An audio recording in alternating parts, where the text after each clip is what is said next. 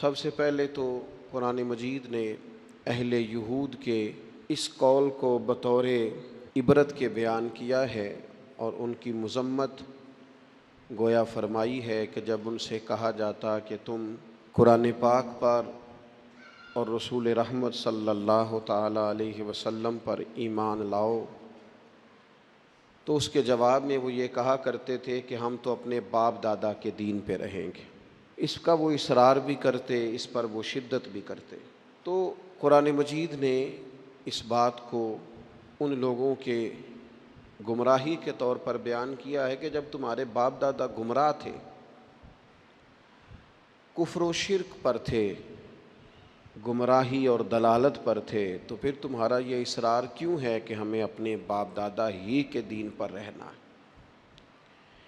اگر کسی کے بزرگ، کسی کے باپ دادا، کسی کے بڑے گمراہی پر ہوں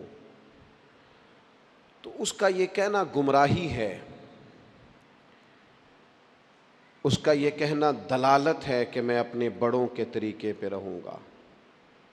لیکن اگر کسی کے باپ دادا ہدایت پر ہوں، توحید پر ہوں، ان کے عقیدے مضبوط ہوں، وہ شریعت کے پورے پاسدان ہوں، بیدار مغز ہوں، تو پھر یہ کہنا کہ میں اپنے بڑوں کے طریقے پہ ہوں، یہ گمراہی نہیں ہوتا، یہ اعزاز ہوتا ہے۔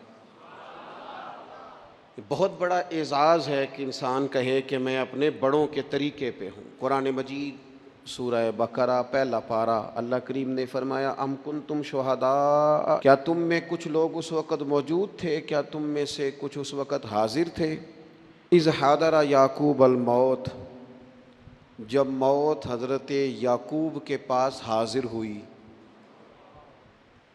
اذ حضر، جب حاضر ہوئی، موت آئی جناب یعقوب علیہ السلام پر، اذ قال لبنیہ، تو انہوں نے اپنے بیٹوں سے فرمایا ما تعبدون من بعدی، میرے بعد کس کی عبادت کرو گے؟ تو جواب تو اس کا یہ تھا کہ ہم اللہ تعالیٰ کی عبادت کریں گے، ہم رب العالمین کی عبادت کریں گے، ہم اپنے مالک حقیقی کی عبادت کریں گے۔ لیکن حضرت یعقوب کے بیٹوں نے کیا جواب دیا؟ قرآن مجید کہتا ہے قالوا نعبد الہک، ہم آپ کے معبود کی عبادت کریں گے۔ وہ جو آپ کا معبود ہے نا، جس کی آپ عبادت کرتے رہے، ہم اس کی عبادت کریں گے۔ وَإِلَٰهَ آبَائِكَ، اور وہ جو آپ کے باپ دادا کا رب ہے نا، آپ کے رب کی عبادت کریں گے، اور جو آپ کے باپ دادا کا، آباء و اجداد کا رب ہے، اس رب کی ہم عبادت کریں گے۔ کون باپ دادا؟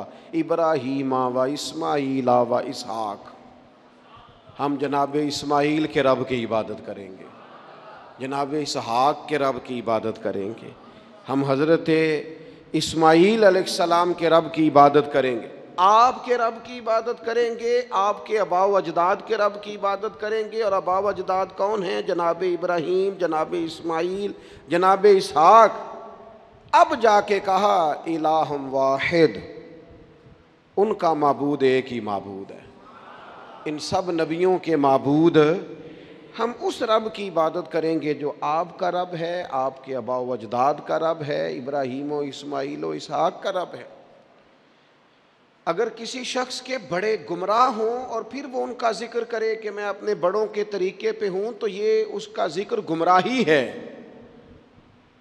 لیکن اگر کسی کے بڑے ہدایت یافتہ ہوں، ہدایت کا منارہ نور ہوں، ان کی زندگیاں مشعل راہ ہوں، ان کے نقوش قدم بڑے تابناک ہوں، تو پھر تو اسے سر اٹھا کے بات کرنی چاہیے، پھر تو اس شخص کو اعزاز سے بولنا چاہیے۔ ہم تو صاحب سلسلہ لوگ ہیں، ہماری تو پوری سند ہے پیچھے، ہمارے جو پیر ہیں ان کے بھی کوئی پیر ہیں، ہمارے جو استاد ہیں ان کے بھی کوئی استاد ہیں، ہمارا تو ایک پورا سلسلہ ہے۔ اور فاضل بریلوی اس سلسلے کو اس طرح بیان کرتے ہیں، فرماتے ہیں تیرے غلاموں کا نقش قدم ہے راہ نجات، وہ کیا بھٹک سکے جو یہ سراغ لے کے چلے۔ کہنے لگے ہمارے پاس تو حضور کے غلاموں کا نقش قدم ہے۔